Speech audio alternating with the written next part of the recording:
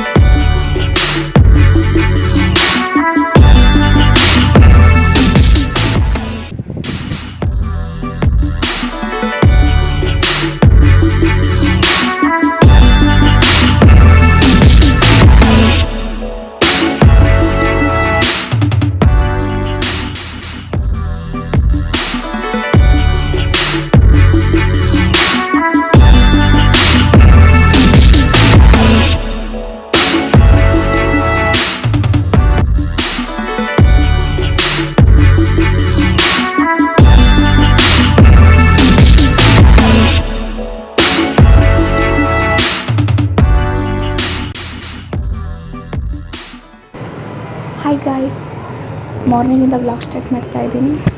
ಇವಾಗ ಅಮ್ಮ ಮಾರ್ಕೆಟಿಗೆ ಹೋಗ್ಬಿಟ್ಟು ಸೊಪ್ಪು ತರಕಾರಿ ಎಲ್ಲ ತೊಗೊಂಡು ಬಂದಿದ್ದಾರೆ, ಜೋಡಿಸ್ಬೇಕು. ಮತ್ತು ಇವತ್ತು ದುರ್ಗಮ್ಮ ದೇವಸ್ಥಾನಕ್ಕೆ ಹೋಗಬೇಕು. ಶಿರಾದಲ್ಲಿ ದುರ್ಗಮ್ಮ ದೇವಸ್ಥಾನ ಇದೆ, ಅಲ್ಲಿ ಆರತಿ ಮಾಡ್ತೀವಿ. ನೋಡೋಣ, ಅದನ್ನು ಕೂಡ ನಿಮ್ಮ ಹತ್ರ ಶೇರ್ ಮಾಡ್ಕೊಳ್ತೀನಿ. ಆರತಿ ಮಾಡೋದು, ದೇವಸ್ಥಾನಕ್ಕೆ ಹೋಗೋದು ಎಲ್ಲ. ಈ ಸದ್ಯಕ್ಕೆ ತರಕಾರಿ ಜೋಡಿಸೋಣ ಬನ್ನಿ. ಈ ಸಲ ಅಮ್ಮ ತರಕಾರಿ ತೊಗೊಂಡು ಬಂದಿಲ್ಲ, ಸೊಪ್ಪು ತೊಗೊಂಡು ಬಂದಿದ್ದಾರೆ. ಎಲ್ಲ ಸೊಪ್ಪನ್ನು ಸೋಸಿ ಬಾಕ್ಸಲ್ಲಿ ಎತ್ತಿಡಬೇಕು. ಎಲ್ಲ ಸೊಪ್ಪನ್ನು ನೀಟಾಗಿ ಸೋಸಿ ಬಾಕ್ಸಲ್ಲಿಟ್ಟು ಫ್ರಿಡ್ಜಲ್ಲಿ ಎತ್ತಿಡ್ತೀನಿ. ಯಾಕಂದರೆ ಒಂದೇ ಸಲ ಸೊಪ್ಪು ಸೋಸಿಕ್ಬಿಟ್ರೆ ಅಡುಗೆ ಮಾಡೋಕ್ಕೆ ಈಸಿ ಆಗುತ್ತೆ ಅಂತ ಅಷ್ಟೇ. ಪ್ರತಿ ಸಲ ಅಡುಗೆ ಮಾಡಬೇಕಾದ್ರೂ ಸೊಪ್ಪು ಸೋಸಬೇಕು, ಅಯ್ಯೋ ಅಡುಗೆ ಮಾಡಬೇಕು ಅನ್ನೋ ಒಂದು ಟೆನ್ಷನ್ ಇರುತ್ತಲ್ವ. ಅದಕ್ಕೆ ಒಂದೇ ಸಲ ಸೊಪ್ಪು ಸೋಸಿಕ್ಬಿಟ್ರೆ ಅಡುಗೆ ಮಾಡೋಕ್ಕೂ ಈಸಿ ಆಗುತ್ತೆ ಅಂತಷ್ಟೇ.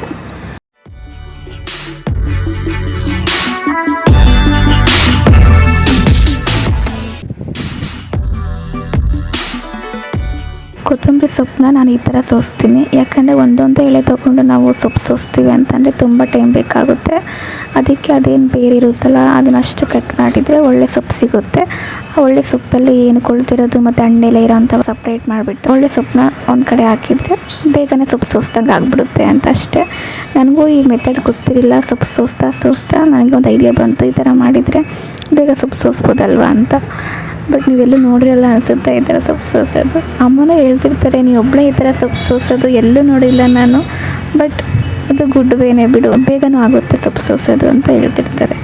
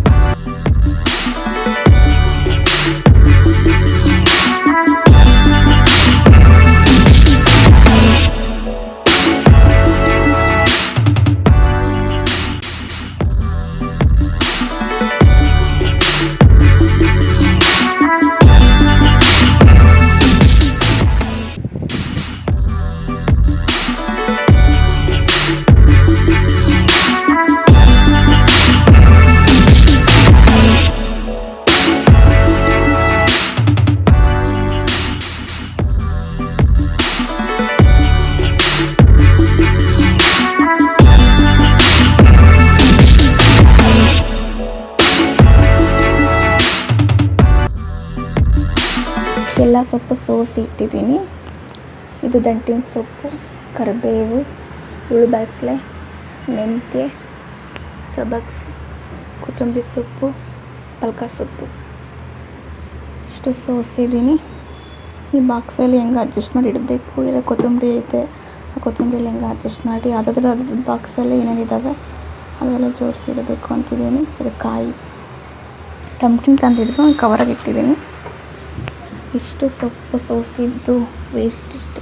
ಈ ಬಾಕ್ಸು ಸಾಲಲ್ಲ ಅನಿಸುತ್ತೆ ಇಷ್ಟು ಸೊಪ್ಪಿಗೆ. ಅದಕ್ಕೆ ಅಮ್ಮ ಕವರ್ಗಳು ಕೊಟ್ಟಿದ್ದಾರೆ.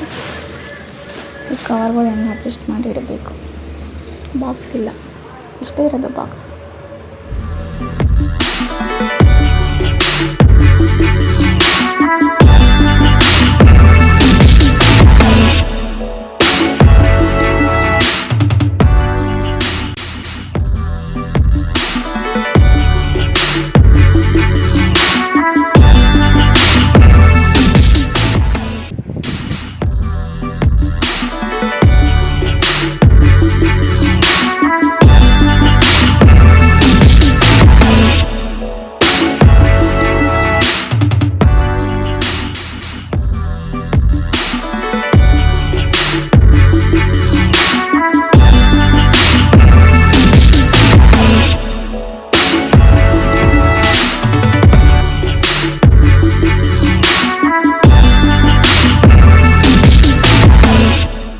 ಸೊಪ್ಪೆಲ್ಲ ಸೋಸಿ ಬಾಕ್ಸಿಗೆ ಹಾಕಿ ಫ್ರಿಜ್ಜಲ್ಲಿ ಎತ್ತಿಟ್ಟಿದ್ದೀನಿ.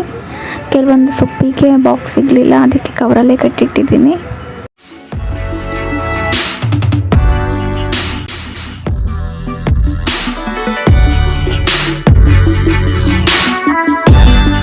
ಇವತ್ತು ಶುಕ್ರವಾರ ದೇವಸ್ಥಾನಕ್ಕೆ ಹೋಗಬೇಕು. ನಾವು ಪ್ರತಿ ಶುಕ್ರವಾರನೂ ದುರ್ಗಮ್ಮ ದೇವಸ್ಥಾನಕ್ಕೆ ಹೋಗ್ತೀವಿ. ಇಲ್ಲಿ ಶಿರಾದಲ್ಲಿದೆ ದುರ್ಗಮ್ಮ ದೇವಸ್ಥಾನ, ಅದಕ್ಕೆ ರೆಡಿ ಆಗ್ತಾಯಿದ್ದೀನಿ. ಬೇಗ ರೆಡಿಯಾಗಿ ದೇವಸ್ಥಾನಕ್ಕೆ ಹೋಗಬೇಕು. ಇಲ್ಲಿ ಪ್ರತಿ ಶುಕ್ರವಾರನೂ ದುರ್ಗಮ್ಮ ತಾಯಿಗೆ ಆರತಿ ಮಾಡ್ತಾರೆ. ನಾವೂ ಆರತಿ ಮಾಡ್ತಾಯಿದ್ದೀವಿ 21 ವಾರ. ನಂದು 12ನೇ ವಾರ ಕಂಪ್ಲೀಟ್ ಆಗಿದೆ, ಅಮ್ಮಂದು 13ನೇ ವಾರ ಕಂಪ್ಲೀಟ್ ಆಗಿದೆ. ಆರತಿ ಯಾವ ಥರ ಮಾಡೋದು ಅಂತ ಅಂದರೆ, ನಿಂಬೆಹಣ್ಣು ತಗೊಂಡು ಅರಿಶಿನ ಕುಂಕುಮ ಇಟ್ಟು ದೇವರಿಗೆ ನಮಸ್ಕಾರ ಮಾಡ್ಕೊಂಡು ಬರಬೇಕು.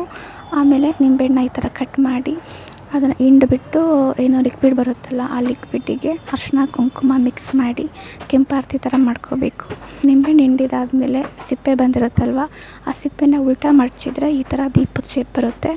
ಆ ದೀಪಕ್ಕೆ ಅರಿಶಿನ ಕುಂಕುಮ ಇಟ್ಟು ನಾವು ಮುಂಚೆನೇ ತುಪ್ಪದಲ್ಲಿ ಬತ್ತಿನ ನೆನೆಹಾಕಿದ್ವಿ. ಆ ತುಪ್ಪದಲ್ಲಿ ನೆನೆಹಾಕಿರೋಂಥ ಬತ್ತಿನ ಇಟ್ಟು ದೇವ್ರ ಮುಂದೆ ಹೋಗಿ ದೀಪ ಹಚ್ಚಿ ದೇವರಿಗೆ ಆರತಿ ಮಾಡಬೇಕು.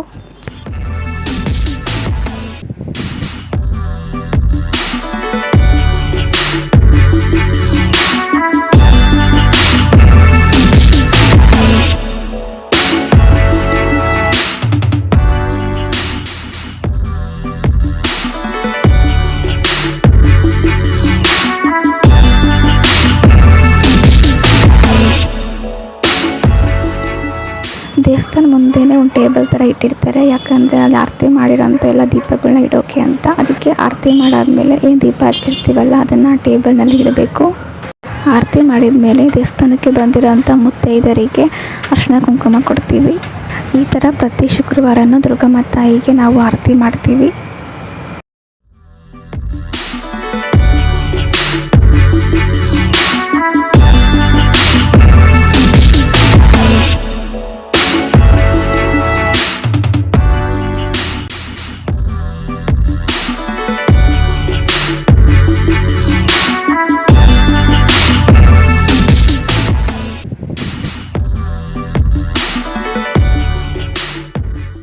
ದೇವಸ್ಥಾನಕ್ಕೆ ಹೋಗಿ ಬಂದ್ವಿ. ಇವಾಗ ಏನಾದರೂ ಅಡುಗೆ ಮಾಡಬೇಕು.